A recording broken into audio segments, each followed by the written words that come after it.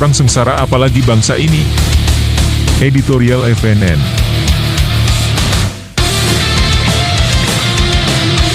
Siapa hari ini yang tidak mengeluh kesulitan pangan, pekerjaan, dan papan? Hampir semua mengeluh, tapi tak mau mengungkapkannya. Mungkin gengsi, harga diri tinggi. Mari kita putar kejadian pada awal 1998.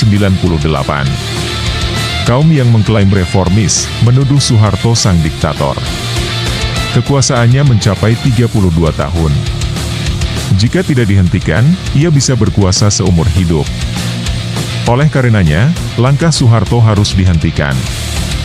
Maka proses penjatuhan Soeharto pun didiskusikan.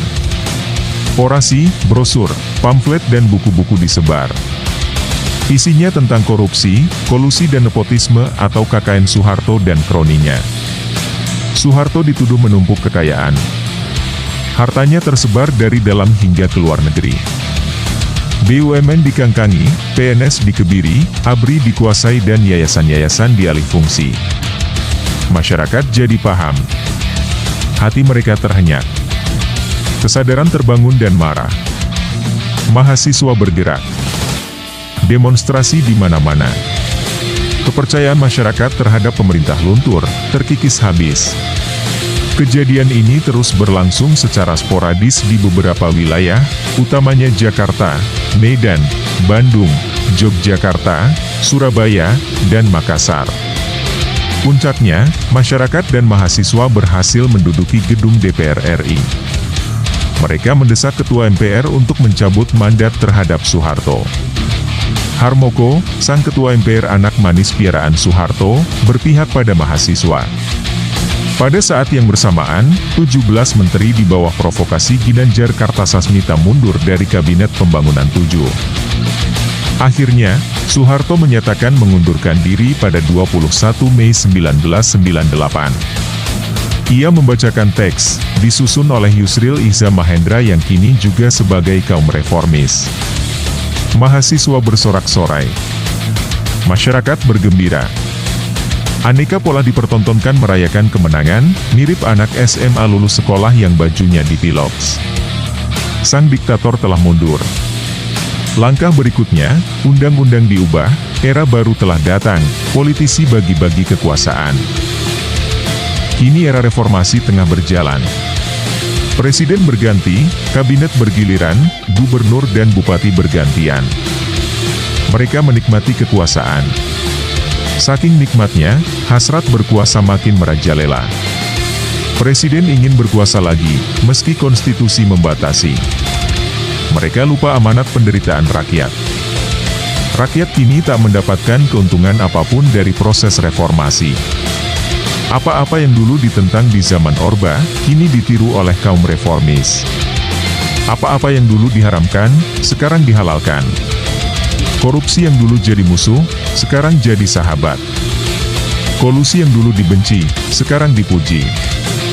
Nepotisme yang dulu dihujat, sekarang dijiplak. Apa yang didapat oleh rakyat dari proses reformasi? Tidak ada. Rakyat makin sengsara. Rakyat terkena prank penguasa. Jika dulu masih ada subsidi, sekarang gigit jari. Jika dulu masih ada sekolah gratis buat orang miskin, sekarang justru dihujat, siapa suruh kamu miskin? Mau pintar? Bayar. Sadis. Dulu seorang penjual bubur bisa naik haji. Sekarang penjual bubur tak bisa jualan lagi. Gas mahal, beras mahal, listrik mahal, lapak mahal. Boro-boro ke tanah suci. Jika dulu anak petani, nelayan, dan buruh masih bisa sekolah, sekarang mereka disuruh duduk manis di rumah menunggu BLT datang. Ngalap berkah. Proses pembodohan terus berjalan. Bangunlah jiwanya, bangunlah badannya. Namun jiwa rakyat telah dininabobokan oleh uluran tangan penguasa. Ia menjadi pengendali jiwa-jiwa kerdil. Mengharap pemberian dan belas kasihan. Otak mereka dicuci untuk selalu nerimo, bahwa negara sudah ada yang mengurusi, jangan banyak mimpi.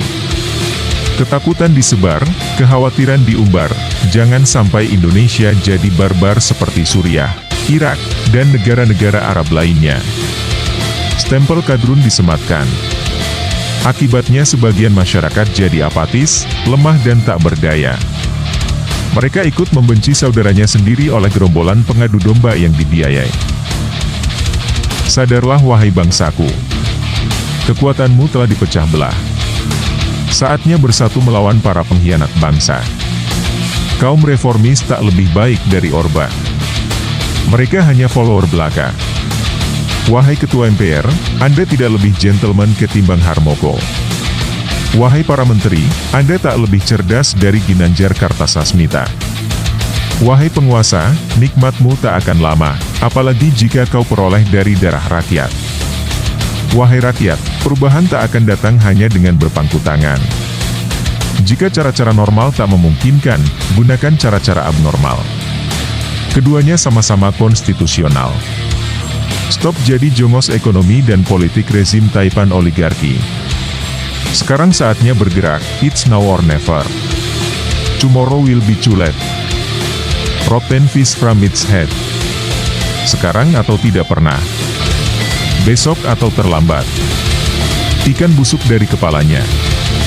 When justice fails, public opinion takes over. When the law is lost in the extremes of legalism, or bends under the weight of money, mobs begin to bend and murder. Ketika keadilan gagal, opini publik mengambil alih.